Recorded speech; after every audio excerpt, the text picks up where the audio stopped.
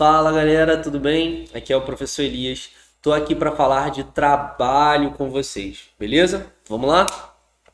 Bom, fazendo uma breve citação aqui, né? O que é trabalho? Basicamente, de forma simples, é uma transferência de energia, né? Eu posso aumentar sua energia de movimento ou diminuir essa sua energia de movimento com a realização de trabalho. E aí, fazendo uma citação breve aqui, lá na Física 2, na verdade, ao longo desse curso, Física 1, 2, 3 e 4, nós vamos falar de algumas transferências de energia, né? Dentre as quais a gente cita muito o calor. Não sei se você já viu essa matéria, mas calor, né, uma das definições assim mais simples de calor é que seria a energia térmica em trânsito. Então, o ato de transferência de calor, de energia térmica, né, essa passagem, esse trânsito de energia térmica nós chamamos de calor. O que isso tem a ver com a matéria? Nada. Só queria lembrar que é uma transferência também. Então, trabalho, né? Toda vez que há uma realização de trabalho, né? Se eu tenho um trabalho sendo realizado, um trabalho diferente de zero, nós vamos ter uma variação da energia cinética, né? Uma variação da energia de movimento, ok? Então, eu posso tanto realizar um trabalho que aumenta a sua energia, posso realizar um trabalho que diminua a sua energia de movimento. É simples, né? Geralmente, quando eu estou em sala, eu pego uma cadeira e empurro a cadeira. Eu, Elias, realizo um trabalho motor, um trabalho que deu energia. Fiz força, desloquei a cadeira começou a se mover, ganhou velocidade. E nós vamos associar aqui o seguinte: se essa cadeira ganhou velocidade, na verdade ela ganhou energia de movimento, ela ganhou energia cinética. Show? Mas aí a cadeira vai se mover para sempre? Não, não vai. Porque tem atrito no chão, né? Nos pés da cadeira lá com o solo, tem atrito com o ar. Aí eu empurrei a cadeira, essa energia que eu dei para a cadeira, né? Quando ela se move, quando ela ganha essa energia que eu dei, daqui a pouco ela para. Ou seja, essa energia desapareceu? Não. Na verdade, o atrito também realizou um trabalho. Mas esse trabalho que o atrito realizou, nós chamamos de trabalho resistente. É um trabalho que tirou a energia que eu dei a essa cadeira. Beleza? Então, esse é só um exemplo, né? Uma citação. Agora, quando eu falo de trabalho de uma força constante, tá aqui uma força F, que eu representei de azul, que gera esse deslocamento D. O bloco se move, né, ao longo dessa superfície. Como é que eu vou calcular o trabalho? Estou usando para calcular o trabalho o W, né, que é work em inglês, né? Mas alguns livros usam o tal, né? Alguns livros usam o tal como uma letra grega aí para representar o trabalho, beleza? Eu estou usando o W de work, de trabalho, que eu acho mais simples, né? Então, trabalho é o que? FD cosseno de θ. É a força vezes o deslocamento. Lembrando que força e deslocamento são grandezas vetoriais. Então, aqui eu estou falando de quê? Estou falando dos módulos, né? Então, força vezes deslocamento. Mesmo que força e deslocamento sejam grandezas vetoriais, nós dizemos que esse produto é um produto escalar, né? Módulo da força vezes o módulo de deslocamento vezes o cosseno do ângulo entre força e deslocamento, entre o vetor força e o vetor deslocamento. Então aqui eu estou calculando o trabalho, que é uma grandeza escalar, é um produto escalar, e esse trabalho, né, ele vai representar esse ganho ou essa perda, né, de energia de movimento, de energia cinética. Como que nós vamos calcular? Primeiramente, eu preciso da aplicação de uma força, preciso, além da aplicação da força, de um deslocamento, e preciso também de θ, né, do cosseno da inclinação. Lembrando que esse cosseno pode ser zero, né? Então preste atenção. Unidade no sistema internacional, né, para força, Newton, né? Newton vezes metro vai ser Joule. Então a nossa unidade no sistema internacional é o Joule, que é a mesma unidade de medida de energia, beleza? Então força vezes deslocamento vezes o cosseno. Então se eu segurar aqui, ó, vou segurar o halter aqui, fazendo uma força. Estou aqui fazendo uma força, segurando o halter aqui, geralmente eu faço com 400 kg de cada lado. Obviamente que não, né? Mas eu faço aqui, seguro esse peso e aí eu estou realizando trabalho? Não, não estou realizando trabalho.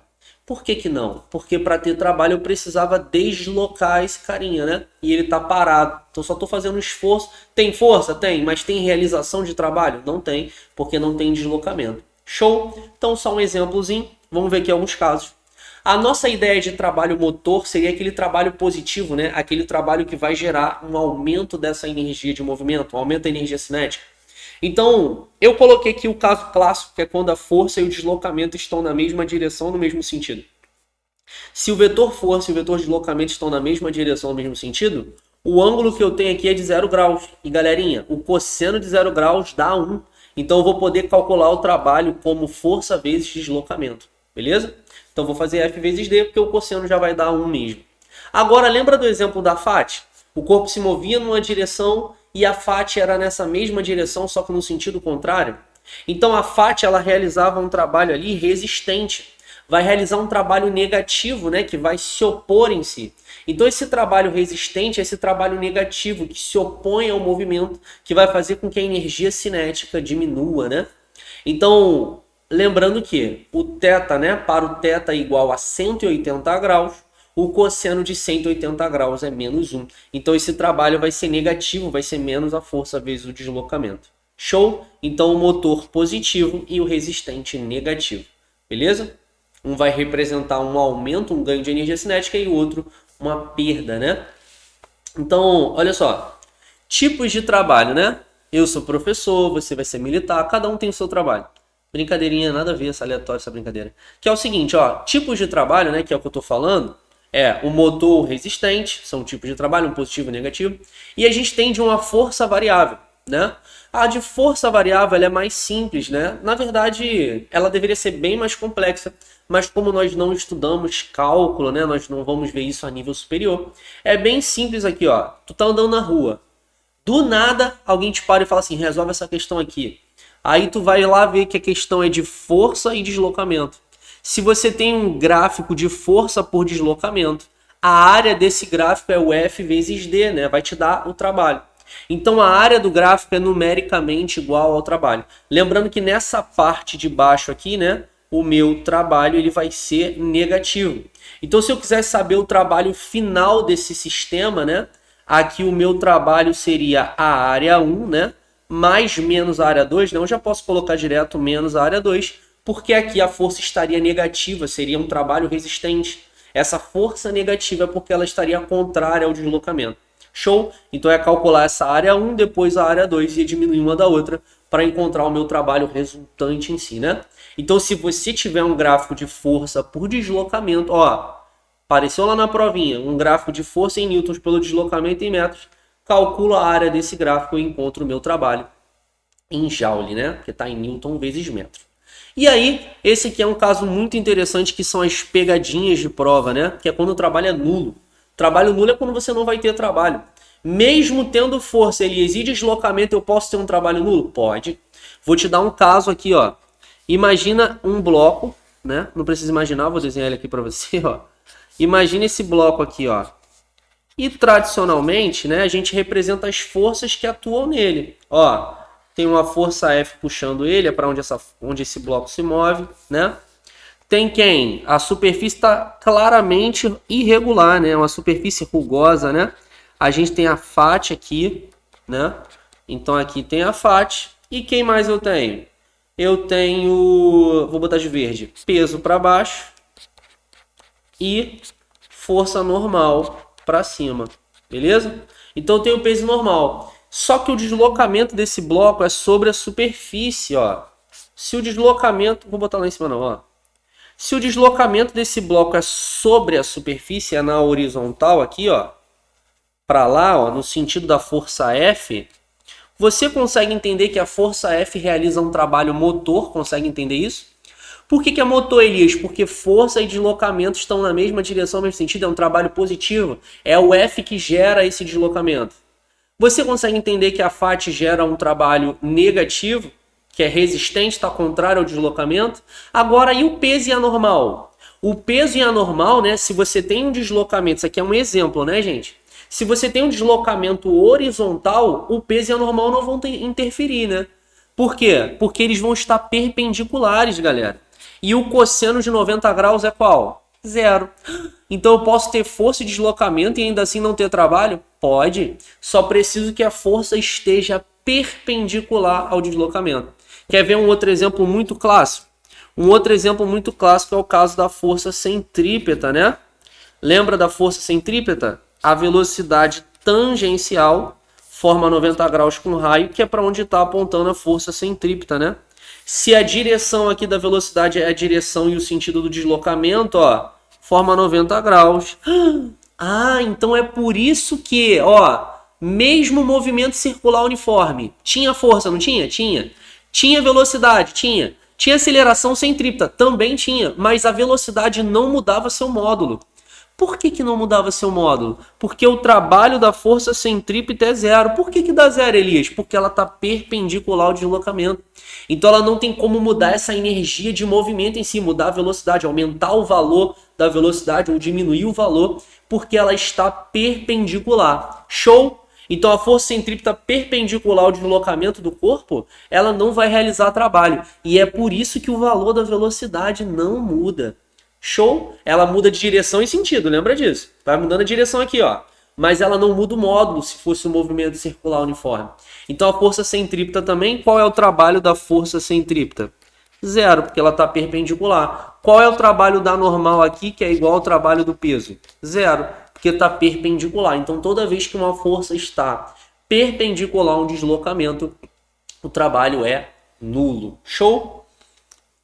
Bom, esse aqui é interessante demais, né? Que é o trabalho de uma força conservativa, né? Aí eu coloquei aqui a força peso e também coloquei aqui, né? Aproveitei para falar também da força elástica.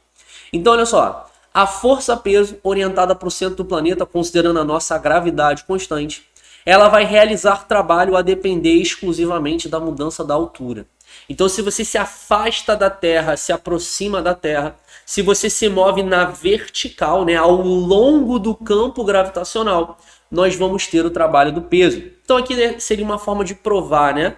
Eu tenho FD cosseno, que é a fórmula geral. Se eu estou falando do peso, a força é o peso, que é M vezes G. Só que D cosseno, ó, se eu puxo esse bloquinho do ponto A, essa bolinha do ponto A para o ponto B, olha aqui, quem é o D cosseno? D cosseno é o próprio H, né? Se eu faço aqui, ó, cosseno de θ, não é H, cateto adjacente sobre hipotenusa? Então, ao invés de botar D cosseno, eu posso botar H. Galera, o peso é uma força conservativa. Tem vários motivos, vários porquês. Ela está orientada o tempo inteiro para o centro da Terra. Mas uma característica muito importante dela é que ela não vai depender da trajetória. O trabalho que vai ser realizado pela força-peso, ele não vai depender da trajetória. Então, se eu pego essa bolinha, galera, ó, e eu faço isso aqui, ó, eu faço esse deslocamento, tipo esse aqui, que eu estou subindo uma rampa, descendo uma rampa, só depende, sabe de quê? Só depende do desnível, né? Do quanto que eu me desloquei ao longo do campo gravitacional. Resumindo, só depende da mudança da altura. Então, se eu começo aqui a 2 metros de altura, desço, subo, vou para o lado, volto, tô aqui dançando, e aí eu volto para a mesma altura inicial, o trabalho do peso final vai ser zero. Porque o mais mgh que eu desci vai ser igual ao mais mgh que eu subi. No final das contas, se eu volto para a mesma altura de referência, o trabalho do peso é zero. Então, como que a gente vai calcular o trabalho do peso? mgh. Importante lembrar, não depende do deslocamento, eu só preciso olhar o desnível. Então, ó, igual aqui, ó, se o cara subir uma rampa, o cara foi subir uma rampa, qual foi o trabalho do peso? Você só tem que ver a altura aí que ele subiu, que ele se deslocou. Questão de pêndulo, a bolinha tá aqui, ela vai e faz uma volta. Qual é o trabalho do peso? Você só tem que achar a altura em si, que esse cara se deslocou em relação à condição inicial e final. E aí, se ele estiver subindo, né, o peso tá para baixo, então na subida, menos mgh. Na descida, mais mgh, né? Então, para descer, todo santo ajuda, né? Não é assim que a gente fala? Então, peso para baixo, tá descendo. Se for o deslocamento, ele foi descendo, né? Tá na mesma direção, mesmo sentido da força-peso. É um trabalho positivo, um trabalho motor. Se estiver subindo, né? O que vai acontecer com o peso? Ele vai atuar contrário a essa subida. E aí eu vou ter o quê? Eu vou ter menos mgh. Show? Beleza? Então, como é que a gente calcula o trabalho do peso? mgh. Lembrando que essa altura é a altura que ele se deslocou. Isso é importante enfatizar isso. Porque logo, logo nós vamos ver o quê? Energia potencial gravitacional. Só que a energia potencial gravitacional é uma altura que eu tenho, né? É um estado, né? Vamos dizer assim. Aqui, esse H é da altura o quê? Da altura que esse cara se deslocou. Então, ele subiu, desceu. e aí teve um trabalho da força-peso. Se subiu negativo, se desceu positivo. Show? E aí, aproveitei para citar também da força elástica, né? A força elástica é Kx, ela se aplica ao caso da força variável. Porque quando você aumenta a deformação, diminui a deformação, o x vai mudar e vai mudar a força elástica. Então, ela é uma força que varia linearmente com a deformação. Então, aqui, ó, força elástica igual a Kx. Se a deformação é zero, a força é zero. Ah, então a mola precisa estar deformada, né? Precisa estar esticada ou comprimida, não é assim? Então, ó, como é que eu calculo para uma força variável? Não é a área? O trabalho não é igual a área, ó. Então eu fui e fiz uma reta crescente. Seria análogo a y igual a ax, uma reta crescente partindo da origem. Então, para um valor de x, eu vou ter uma deformação f. Gente, essa área, força e deslocamento. Esse deslocamento aí é o quanto que a mola está se deformando, né? Então, preste atenção aqui. Se eu calcular essa área, força e deslocamento, isso não vai me dar o trabalho? Se isso vai me dar o trabalho, então ficaria base vezes altura sobre 2, né? X vezes F sobre 2. Só que o F é Kx, né? Então ficaria Kx vezes X sobre 2. Então o nosso trabalho da força elástica, como é que a gente calcula o trabalho da força elástica? K de constante elástica, que nós já vimos, x da deformação ao quadrado, e aí independente se estiver sendo comprimida ou esticada, como está ao quadrado, isso não vai importar para a gente, porque estando ao quadrado, né, vai dar a solução positiva. E aí, como é que eu vou saber, Elias, se a mola ela vai realizar um trabalho positivo ou negativo, né? Porque o x está ao quadrado, né? Se a deformação está aumentando, né, esse x aí, o delta x, a deformação é positiva. Se eu estiver comprimindo, essa deformação é negativa. Mas como eu acabei de dizer, está ao quadrado, então não vai fazer diferença. Eu ia encontrar o mesmo trabalho, ia encontrar o valor absoluto do trabalho. Até porque eu estou calculando uma área. Mas, presta atenção aqui no bizu. Se a mola estiver reduzindo a deformação, ou seja, ela está reduzindo a deformação, a tendência é que ela está voltando para a sua condição inicial, para a sua condição natural, né? Melhor dizendo. Então, se a mola está voltando para a sua condição inicial, sua condição natural, né? Lembra que ela tem um tamanho natural e a deformação é o quanto que você esticou, o quanto que você comprimiu. Se ela estiver reduzindo a deformação, ou seja, ela está se aproximando do seu tamanho natural, o trabalho dessa força elástica vai ser positivo. Se ela estiver aumentando a deformação, lembra que ela é uma força restauradora, né? Ela se opõe a isso. Então você está comprimindo, ela vai reagir contrária. Se você estiver esticando, ela reage contrária também, né? A tendência é sempre trazer para essa posição de equilíbrio, para essa posição natural dela. Então, quando a deformação está diminuindo, tu está vendo que a mola está indo para o seu tamanho natural, trabalho positivo. Se ela estiver indo, né? Se ela estiver se afastando do seu tamanho natural, ela está sendo comprimida ou está sendo esticada cada vez mais, ou comprimida cada vez mais, aumentando a deformação, a gente tem, né, um trabalho da força elástica negativo. Show? Então, belezinha? Vamos aplicar isso aí, ó. Antes da gente aplicar, lembrando aqui que falta essa relação, né, do trabalho e energia cinética, né? Esse teorema trabalho e energia cinética. Eu vou te mostrar de forma bem simples, né? De uma forma conceitual. Todo mundo já deve ter visto, se você chegou aqui, essa relação aqui, ó. Mais 2AD. Vou trocar o ΔS por D de deslocamento, né? Olha aqui. O que eu posso acrescentar, né? Assim como Isaac Newton estabelece os preceitos da inércia, né? Ele vincula a inércia à massa, chama de massa inercial, não é isso? Para dar vida a essa fórmula, eu vou criar, né? Eu vou multiplicar por m dos dois lados. Eu posso fazer isso? Posso. Porque seria a mesma coisa que multiplicar por 1, né? O m pode ser simplificado. Então, o que eu estou acrescentando? Matematicamente, só estou multiplicando por m dos dois lados. Mas eu estou dando uma verdade a essa fórmula. Como assim uma verdade? Eu estou dando a ela a inércia dela. Estou multiplicando por m e esse m já traz, é como se eu estivesse saindo da cinemática e indo para a dinâmica. Então, ficaria assim, ó. mv ao quadrado mv0 ao quadrado mais 2 vezes ma vezes d, não é isso? Quem é m vezes a, galerinha? M vezes a é a nossa força resultante, né? Vou passar o mv0 para o outro lado, ficaria assim, ó, mv ao quadrado menos mv0 ao quadrado, isso é igual a 2 vezes fr vezes d. Olha aqui. FR vezes D, positivo, trabalho motor, seria quem? O trabalho da força resultante, não é isso? Certo? Passando 2 dividindo, olha que lindo, ó, M V ao quadrado, 2 vai passar dividindo todo mundo, menos mv0 ao quadrado sobre 2. Isso é igual ao que? Ao trabalho de FR. Então, senhores, o que eu vou ter aqui? mv ao quadrado sobre 2, quilograma metro, ó. Lembra de Joule? Lembra de Joule, que é a unidade de medida de trabalho? Não é Newton vezes metro? E Newton, né, é massa vezes aceleração, força resultante, é quilograma vezes metro por segundo ao quadrado, né?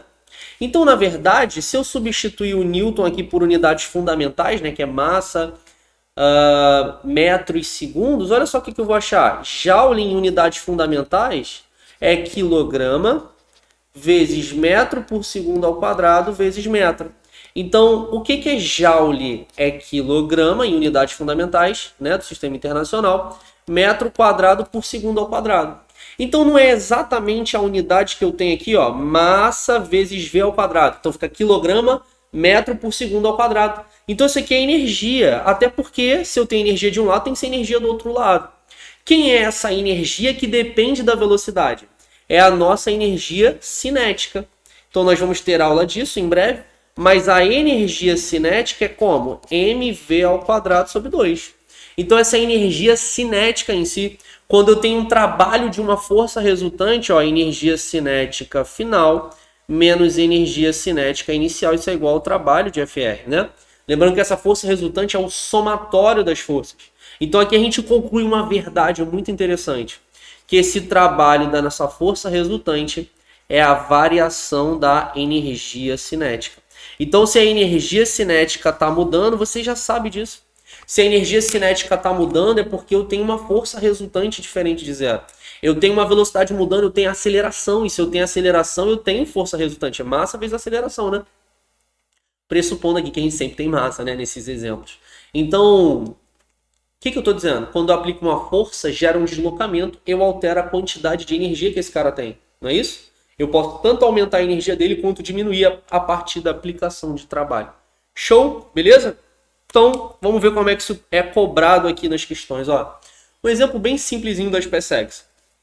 Um bloco puxado por meio de uma corda inextensível, de massa desprezível, desliza sobre uma superfície horizontal com atrito, descrevendo o movimento retilíneo uniforme. A corda faz um ângulo de 53 graus com a horizontal e a tração que ela transmite ao bloco é de 80 newtons. Se o bloco sofre um deslocamento de 20 metros ao longo da superfície, o trabalho realizado pela tração no bloco será de... Bom, aqui dá para a gente citar algumas coisas, né? Ó, vou desenhar o bloco aqui para você. Nós temos um bloco. Tá aqui um bloco, né? E eu tenho uma tração nela de 80 newtons, ó, uma tração aqui, cujo módulo é de 80 newtons. E a inclinação é de 53 graus. Esse bloco, ele se desloca como? Ele se desloca ao longo da superfície cujo módulo é de 20 metros. Ele dá o cosseno de 53.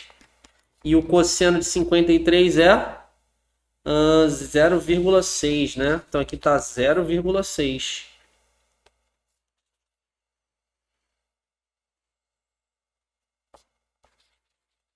Bom, a questão é simples, é só multiplicar, né? Se eu quero saber o trabalho, força vezes deslocamento vezes o cosseno de 53, que é a inclinação entre a força e o deslocamento em si, né? Entre o vetor força e o vetor deslocamento. Então o trabalho da tração aí, que é o que ele quer, né? O trabalho realizado pela tração no bloco será de... Ficaria assim, ó. Ficaria força. Quanto que é a força? 80. O deslocamento, 20.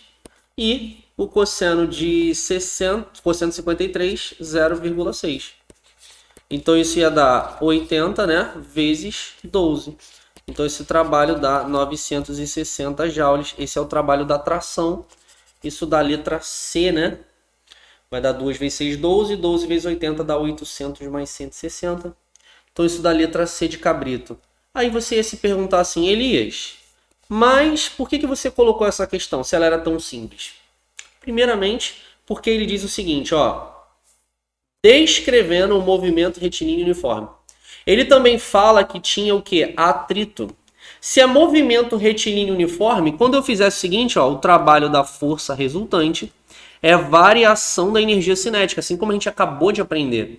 Se a velocidade é constante, ó, V é constante, não é isso? Se o V é constante, quanto que vai dar a variação da energia cinética? Vai dar zero, né? Então, o trabalho da força resultante é igual a zero.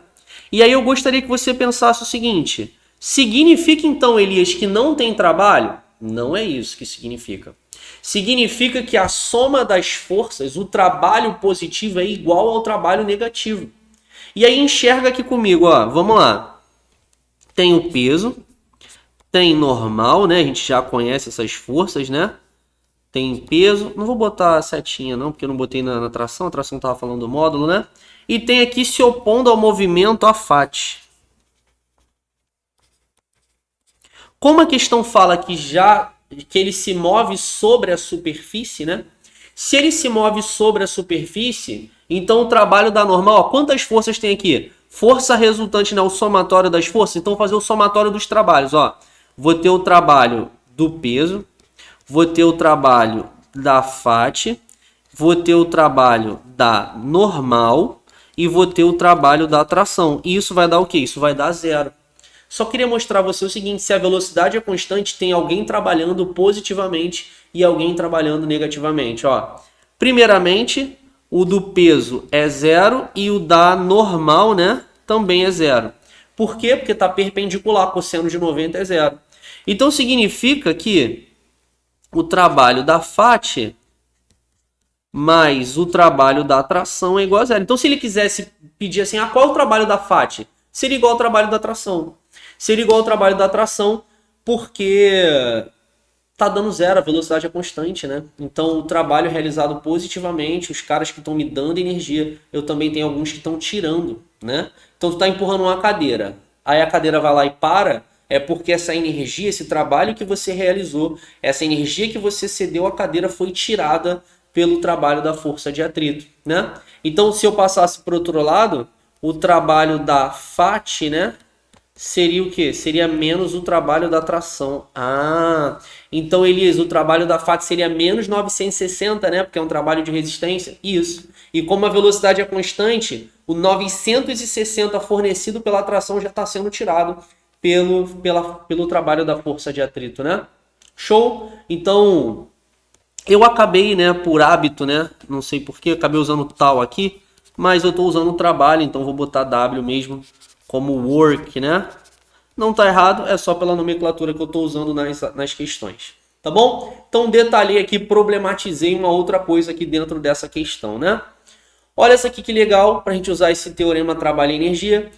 Um disco de massa igual a 2 kg está em movimento retilíneo, sobre uma superfície horizontal com velocidade de 8 metros por segundo, quando sua velocidade gradativamente reduz. Galera, só por isso a gente elimina C e D. Porque olha só o que ele quer. Determine o trabalho em joules realizado pela força de resistência. Se é uma força de resistência, o trabalho não tem que ser negativo?